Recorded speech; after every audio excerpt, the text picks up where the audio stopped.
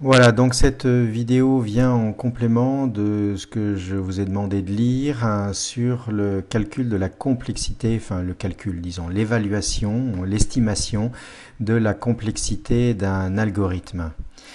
Si vous n'avez pas lu attentivement ce que je vous ai demandé de lire, ben écoutez, revenez sur cette vidéo un peu plus tard, mais pour la comprendre, il faut vraiment avoir lu.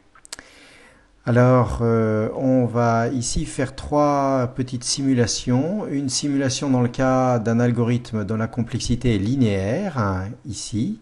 Ensuite, une simulation dans le cas d'un algorithme où la complexité est constante. Et puis là, une complexité quadratique. Alors d'abord, complexité linéaire. Donc vous voyez que j'ai sélectionné quatre lignes. J'ai donc une liste qui est généré ici. C'est des nombres aléatoires et il y en a beaucoup, vous voyez qu'il y en a 10 000. Hein. Donc je vais parcourir cette liste, for item in list, vous voyez, hein, donc c'est cette ligne-là.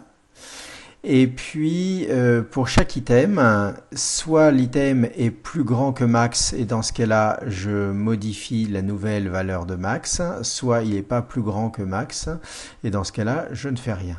Donc, vous voyez que ces quatre lignes vont permettre dans la liste de trouver quel est l'item le plus grand. Bon.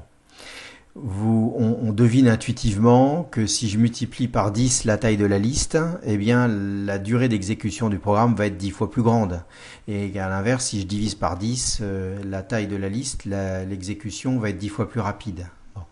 Mais une chose est d'en avoir l'idée, une autre est quand même d'en faire l'expérience. Donc pour ça, j'importe un module qui s'appelle time. Et vous voyez que je peux mémoriser le temps d'exécution avant ma boucle et le temps d'exécution après la boucle et d'afficher à la fin le temps d'exécution. Vous reconnaissez une f-string ici. Alors, on va exécuter et puis on va voir ce qui se passe. Donc vous voyez que j'ai pris une liste de taille 10 000 et là j'ai en gros 20 ici. Je vais exécuter plusieurs fois pour voir si on trouve le même genre de résultat. Vous voyez que ça oscille entre 20 et 40. Bon. Hein. Donc voilà, bon, enfin ça nous donne un ordre de grandeur de l'exécution dans le cas d'une liste de taille 10 000. Si maintenant je multiplie par 10 la taille de la liste et que je réexécute, que se passe-t-il? Eh bien, vous voyez que mes décimales, hop là, ont été décalées d'un rang vers la gauche. Hein. Donc, je réexécute. Voilà. Hein. Donc là, j'avais 30 et maintenant, j'ai 30 mais décalé d'un rang vers la gauche. Ça veut dire que mon script travaille sur une liste 10 fois plus grande, mais il prend 10 fois plus de temps à être exécuté. Et si j'augmente encore, je multiplie encore par 10 la taille de la liste, eh bien, je vois que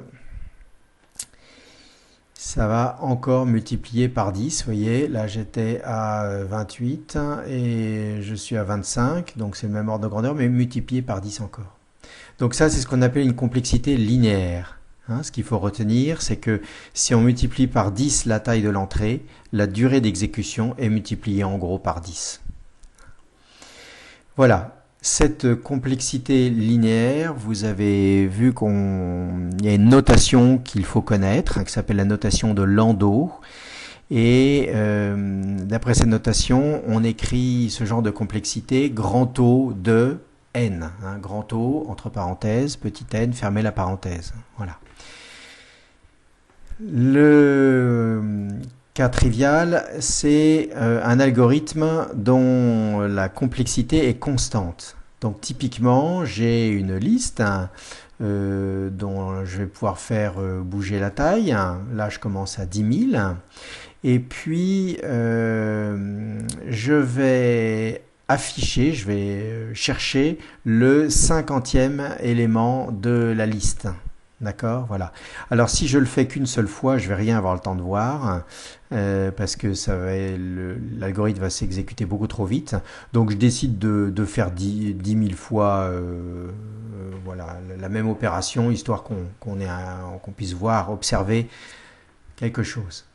Alors j'exécute. Et voilà le temps que j'obtiens, je réexécute, bon ben voilà, on passe de 20 à 50, on va réexécuter encore une fois, et là ce coup-ci on a 40, bon pourquoi pas. Je multiplie par 10, est-ce que ça va changer quelque chose au temps d'exécution? Ben pas vraiment, hein.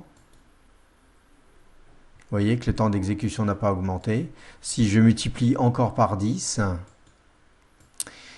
eh bien, est-ce que le temps d'exécution va bouger? Bah, toujours pas, vous voyez, hein. Donc là, on est d'une complexité dite constante, hein. Avec la notation de Landau, ça va s'écrire O de 1. Et quelle que soit la taille de la liste en entrée, ça n'a pas d'impact réel sur la durée d'exécution de l'algorithme. Maintenant, on va voir le dernier cas, qui est la complexité dite quadratique.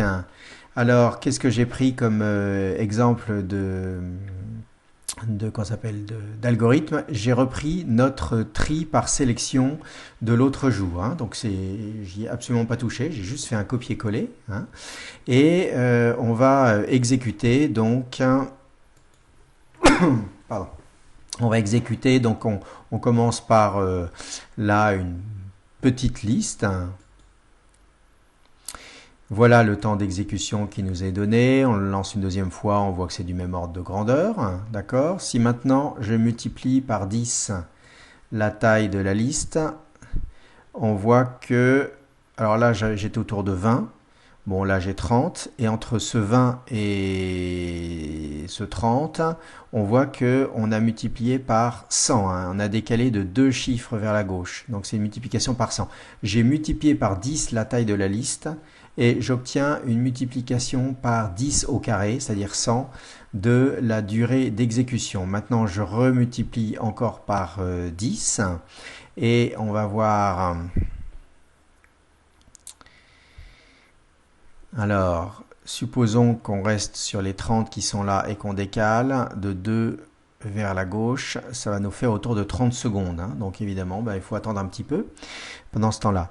Alors, la notation de Landau dans le cadre d'un algorithme de complexité quadratique, ça va être O de n au carré. Hein, pour montrer que, voilà, 31 secondes, oui, c'est ce qu'on avait dit. Hein. Pour montrer que donc, quand j'augmente la liste, quand je multiplie par 10 la taille de la liste d'entrée, ça multiplie par 100 la durée d'exécution du programme. Alors pourquoi est-ce que ici la complexité est quadratique? Est-ce qu'on pouvait le voir rien qu'en regardant notre algorithme? Eh bien absolument. Absolument. Vous voyez que i, là, va aller de la longueur de la liste jusqu'à 0. Donc en gros, il va y avoir autant de valeurs de i que la longueur de la liste. Et puis là, vous voyez que j va de 1 à i. Donc ça veut dire, par exemple, supposons que la longueur de la liste soit 10.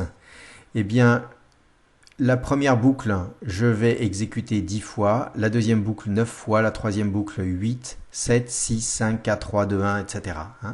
Donc en gros, c'est la somme des... Donc le nombre de fois où je vais exécuter ce if. D'accord? C'est le produit du nombre de valeurs que i va prendre fois le nombre de valeurs que j va prendre. Et en fait, on voit que ça va être la somme des entiers de 1 à n, n étant la taille de la liste. Alors, on sait que cette somme des entiers de 1 à n, ça fait n facteur de n plus 1 sur 2. Si je développe, ça fait donc n au carré plus n, le tout sur 2. On voit que le terme le plus fort, celui qui va donner sa marque, la durée d'exécution, c'est le terme au carré, hein, n au carré. Donc la complexité de cet algorithme va bien être en n au carré et c'est ce que l'on a observé en faisant nos simulations. Voilà. Donc retenez bien ces trois types de complexité: constante, O de 1, linéaire, O de n, et quadratique, O de n au carré. Et puis repérer comment on fait pour deviner a priori quelle va être la complexité. Là, on voit qu'on a, il y a deux boucles imbriquées. Là, on voit qu'il y a une seule boucle et qu'elle va être parcourue en entier, quelle que soit la longueur de la liste. Et là, on voit qu'il n'y avait pas de boucle du tout, hein. C'était l'accès à un terme ne dépend pas de la longueur de la liste. La vitesse d'accès à un terme ne dépend pas de la longueur de la liste. Donc voilà pour cette histoire de complexité. Il y a d'autres complexités que constantes linéaires et quadratiques, hein. Il y a des complexités logarithmiques, il y a des complexités, etc., factorielles, cubiques, bon. Mais bon, à notre niveau, retenez quand même les notions de complexité constante, linéaire et quadratique. Voilà, eh bien, à très bientôt et merci pour votre attention.